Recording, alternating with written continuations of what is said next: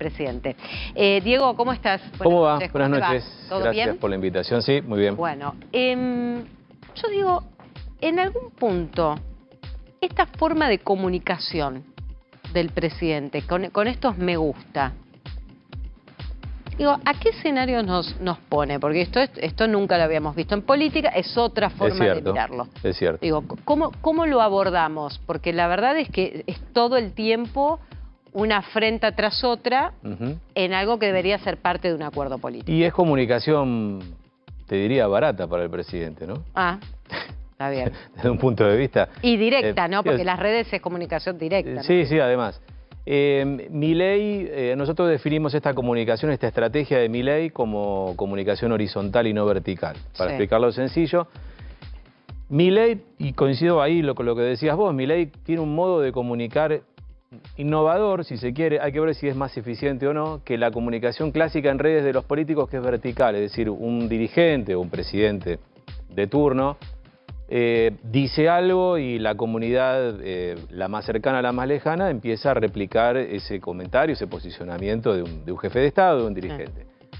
Milei ya desde antes de la campaña, durante y hoy siendo presidente, sigue sosteniendo la comunicación horizontal. Es decir, no es él el primero que sale a decir algo, sino que se vale de lo que ya está en las redes, lo viraliza, lo potencia y genera esto que decimos nosotros, una comunicación que se horizontaliza. Entonces él pareciera uno más en esta discusión y está diciendo cosas a través de otros. Está como por atrás, como si estuviese por atrás, ¿no? de este estudio, diciendo, coincidiendo, avalando lo que decimos nosotros, pero no necesariamente exponiéndose. ¿Pero eso lo puede mandar el propio equipo de comunicación del presidente? Yo hasta donde sé la cuenta, me parece que no sé si tiene algún delegado, algún... No, digo, capaz que no fui clara en la pregunta, digo, la cuenta la maneja el presidente, eso digo, no tengo dudas. Eso está claro. No tengo dudas.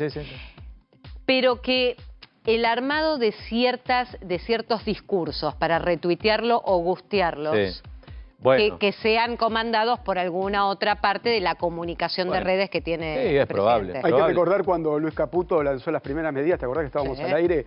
Que hubo una reunión de comunicadores y que algunos operaban en redes sociales, eran tuiteros para comunicarles la forma que tenían que trasladar ese paquete de ajuste. Ahí hubo un operativo y eso podría seguir funcionando tal vez, ¿no? De hecho, algunos colegas, yo no tengo el dato, pero han puesto en duda que Caputo sea efectivamente el que esté manejando su cuenta hoy.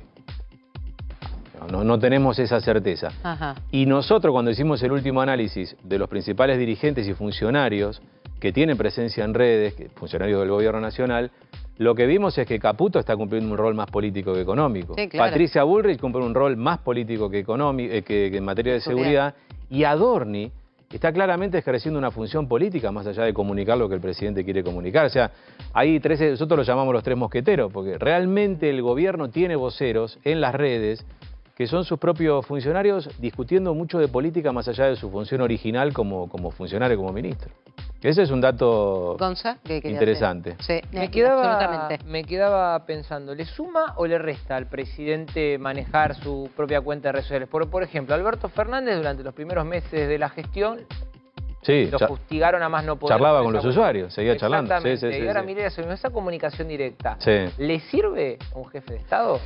Mirá, a Milei le sirvió hasta ahora. Pero no era presidente. El hecho de convertirse en presidente puede poner en duda esa estrategia. Hay países que lo resolvieron, como Estados Unidos, que tiene una cuenta oficial. Flotus para la primera dama. Exactamente. Y después tienen la cuenta personal de cada dirigente en su condición de dirigente. Salvo Donald Trump, que hizo vincular ambas cuentas en su momento. Bueno, ahí vamos a un punto.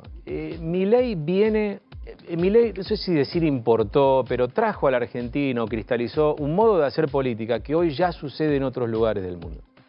Hay una manera de comunicar y de hacer política que hoy está en cánones. Si nosotros nos valemos, si tomamos, para no ir al origen de la Argentina, ¿no? Pero si nosotros tomamos todas las categorías políticas del 83 para acá, de 1983 para acá, esto que queremos analizar ahora no encaja. No lo podemos poner en ningún lado, no tiene la forma adecuada. Es lo que yo decía también, digo que hasta para hacer los análisis tenemos que romper los manuales de la política. Pero es que no queda otra. Bien o mal, es porque uno mismo se tiene que setear y reconfigurar. En el medio vamos a cometer errores en análisis y en cosas que no hemos visto.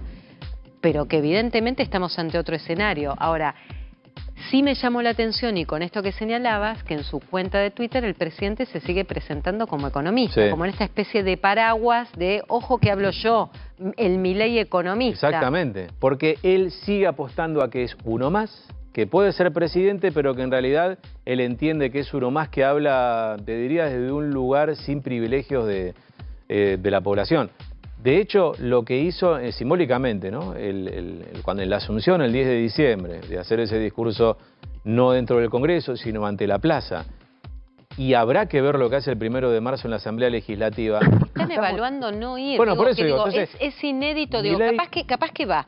Pero esto que dejen trascender de que no va, la verdad te tengo que decir, es preocupante, porque además es una obligación institucional, está marcado en la Constitución que él tiene que ir a abrir las sesiones. Por supuesto. Creo que él lo que está forzando es la legitimidad al extremo, poniendo entre paréntesis la legalidad. Es decir, bueno, la legalidad existe, pero acá hay una legitimidad que se antepone. Tengo el 56%, Cristina lo hizo con el 54% hasta que la crisis económica se la terminó a fagocitar.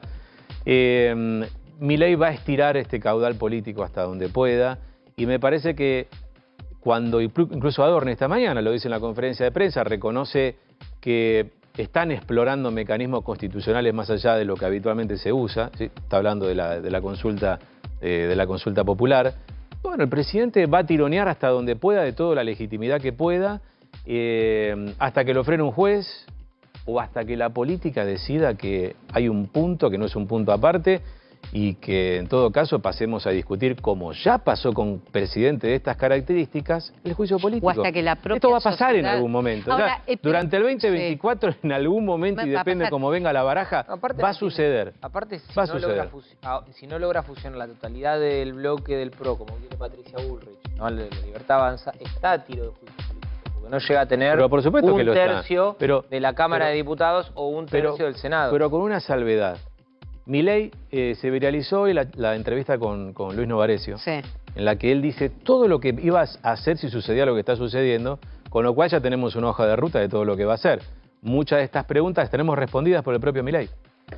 Vamos a ver si efectivamente lo hace o no. Lo que digo es que Milei no tiene, creo que es un dirigente que le importa menos, no sé si no es que no le importa, pero estoy seguro que como dirigente, como presidente de la Nación, le importa menos la posibilidad de la renuncia que otro jefe de Estado. Porque él lo dice siempre, él quiere priorizar sus ideas. Sí. Y algo que me parece que es parte de esa legitimidad que yo decía recién y sobre la cual se para Milei, es algo que le reconoce hasta la propia Cristina Enoff, que es que él llega a la presidencia, e incluso siendo presidente, diciendo lo que él considera la verdad, su verdad, sí, y es consecuente con lo que hace con lo que dijo que iba a hacer. Y eso tiene un correlato que durante la negociación, eso que decís, y me vino a la mente, tiene un correlato que durante la negociación entre que Milei gana el balotaje y tiene que asumir, había ingresado Mauricio Macri como un actor político que venía a coparle el gabinete y él no lo permitió. Y él no lo permitió, fue como una primera resistencia que hizo Milei. A esto que vos señalabas, digo, sí, llegué solo, llegué por mi impronta, llegué por lo que yo tengo de conexión con la población que me votó. Y cuando Macri quiso de eso hacer la alianza política definitiva, porque también Macri y Bullrich sobre todo le había sumado los votos, pero Bullrich es la que le suma los votos, exacto, según Milei, sí, y es donde premia, si querés, a ese binomio para tenerlo dentro del gabinete. Ahora, te pregunto si podemos estar a las puertas de un gobierno donde nos vamos a encontrar con cosas insólitas, inéditas y rozando la legalidad de la democracia, como pasó durante los 5 años del gobierno de Trump. Sí, probablemente. Y algunas cosas están sucediendo, ¿no? Y rarezas políticas como esta ley, que por primera vez una ley votada tiene que volver a comisión por un llamado de atención digamos, de la oposición amiga. Vos sabés que hay algo que también me parece interesante, porque lo vimos en el estudio de redes y política. Ya lo ponemos al aire. Porque hay algo que vimos. Bueno, vamos con esto. Esta es la semántica de entre ayer y hoy.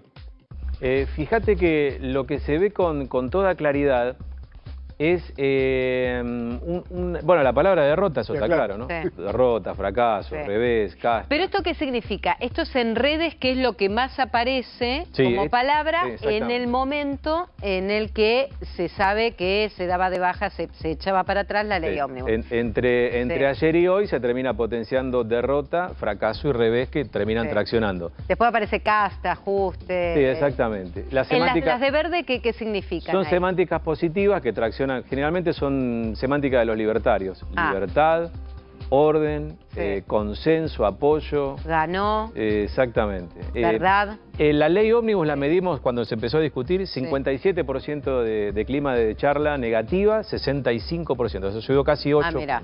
Bueno, vamos con otro, con otro de los puntos.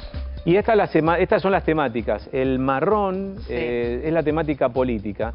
Pero me pareció interesante compartirlo porque detrás de ese derrota, votaron oposición, que es toda la charla estrictamente política, no de gestión, aparecen los gobernadores.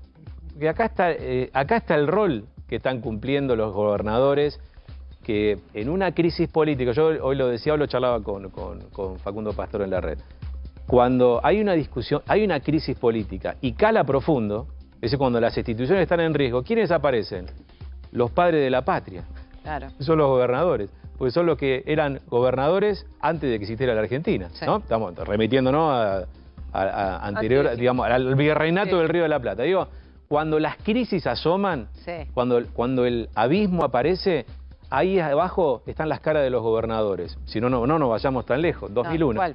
2001. Claro. 2001 fue exactamente lo mismo. El federalismo y la coparticipación lleva directamente a eso. Creo que es el truco, así se habla de los mini presidentes o algo por el estilo. Ahora, te hago una consulta, digo, porque algo que me llamó la atención del oficialismo es que vivió como, en parte, una victoria dentro de lo que fue esta derrota legislativa, el haber conseguido poner a la oposición con la que comparte un caudal electoral más cerca del kirchnerismo que de cosas. Esa cuestión se vio reflejada en el mundo de las redes, que es donde el presidente se siente más cómodo. Está presente, está muy pero muy presente.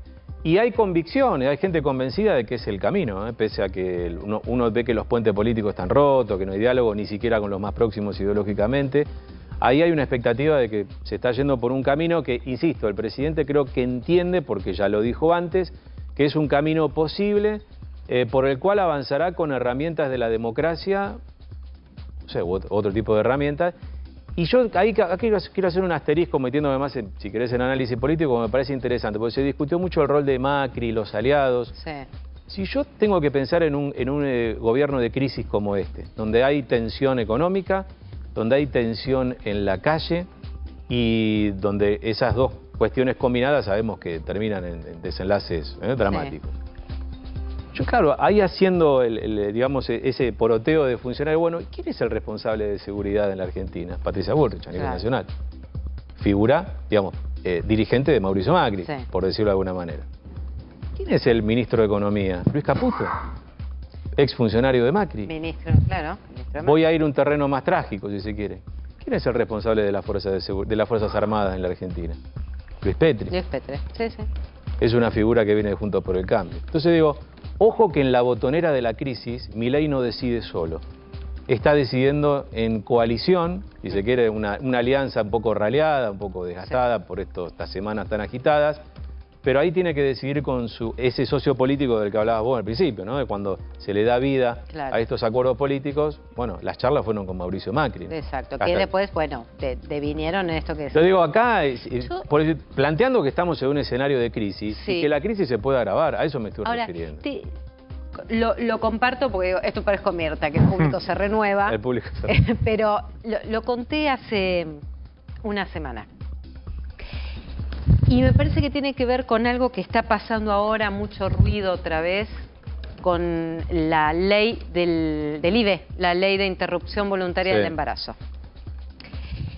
En una de las reuniones donde se estaba acordando con los diputados, y estaba presente Santiago Caputo, para acordar aprobar en general la ley ómnibus, estaban empezando con este poroteo de, bueno, este artículo sí, este no, vas a tener este apoyo, necesitamos ver lo otro, quita tal artículo. Estaban iniciadas las negociaciones, recién iniciadas.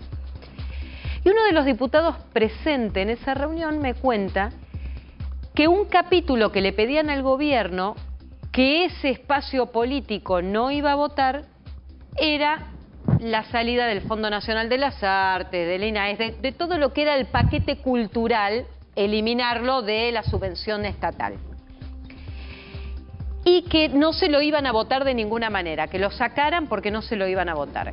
Y que la respuesta de Santiago Caputo fue: la orden de Jabo, porque aparte él se expresa así sobre el presidente, por la familiaridad que tienen, la orden de Jabo es que ese capítulo siga, aun cuando sabemos que vamos a perder, porque lo que quiere dar el presidente es la batalla cultural de lo que quiere cambiar en este gobierno. Y que aún sabiendo que lo podía perder, les estoy hablando al principio, ya no con el diario El Lunes, sino sabiendo que el tema del Fondo Nacional de las Artes y que el financiamiento de la cultura por parte del Estado, el gobierno no la quiere, y los bloques opositores dialoguistas dijeron: sobre eso nosotros no te lo vamos a votar a favor, nosotros queremos que la cultura siga financiada por el Estado. Sobre eso fue contundente Santiago Caputo en el mensaje que le dio el presidente: dar una batalla cultural sobre ciertas formas de cómo el Estado y la política intervienen en la vida diaria. Claro. Entonces lo quiero enlazar con esto que decís, porque evidentemente ahora está circulando que el gobierno empezaría a hacer ingresar un proyecto de ley para eliminar la ley de interrupción. ¿Ya entró? Ya entró. Te diría que ya lo mandaron, es más, ahora te lo comparto, pero justo recién mientras estábamos hablando, entraron dos, el que te decía de justamente de la consulta popular ser la vinculante y el aborto. Perfecto. Ahí, Mariana, nosotros... Bueno, digo, esto es, ¿vos te das cuenta a dónde vamos a ir a empezar a discutir, a dónde nos quieren llevar? Digo, evidentemente el gobierno nos quiere llevar a otra discusión que no es la de política económica con esto, ¿eh? Claramente.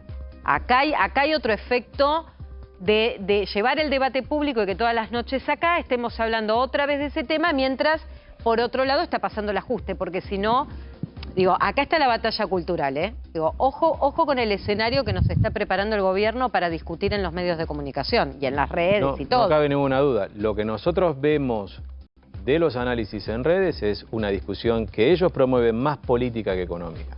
Pero nosotros creíamos que Milei llegaba a discutir economía, un nuevo modelo, marco... un reencuentro, si se quiere, con los 90. La Libertad Avanza está planteando otra discusión, esta. Y es una discusión que tiene caladura mucho más profunda. ¿Por qué? Porque del otro lado de Milei también hay muchas sombras. Es decir, ¿qué grado de unidad tiene el peronismo? ¿Cómo está la oposición, digamos, el antikirchnerismo no libertario? ¿Cómo está configurado y qué liderazgos tiene? Y yo, para clarificar este razonamiento, hago una pregunta extrema. Si el presidente pierde todo resorte de poder y no le queda otra que dar un paso al costado, ¿no? Porque si no le votan las leyes, no puede, la Corte le frena, eventualmente frena alguno de los proyectos o parte o trozos del DNU, en fin. Supongamos que el presidente tiene que renunciar. ¿Quién va a estar más preocupado por irse a la casa? ¿El presidente o aquellos que quieren de alguna manera retomar las riendas del poder? O llegar al poder por primera vez. Es interesante. ¿Hay algo planteado ahí como un escenario posible? Eso es lo que yo digo. Bueno.